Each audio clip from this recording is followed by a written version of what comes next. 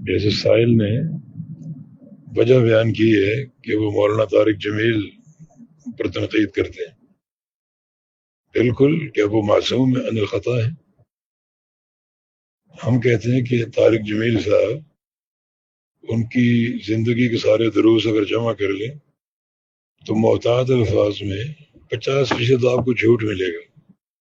من گھڑت روایتیں، بے اصل قصے کہانیاں اور موضوعات پر مبنی باتیں، تقریباً 50% آپ کو جھوٹ ملے گا.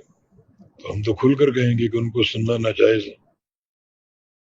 وہ خود بھی جواب دے ہیں اپنے جھوٹوں کے، اپنے موضوعات کے، اور وہ سارے بیانات جو بے اصل قصوں کہانیوں پر مبنی ہے.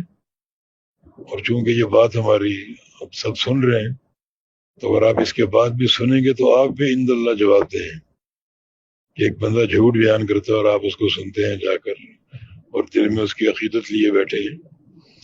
تو ہم تو کھل کر کہیں گے کہ جو بندہ اس قدر جھوٹ بولتا ہو، خود علماء دیوبند اس سے پریشان ہیں کہ یہ حدیثیں کہاں سے لاتے ہیں، موضوعات کہاں سے لاتے ہیں، قصے کہانیاں کہاں سے لاتے ہیں.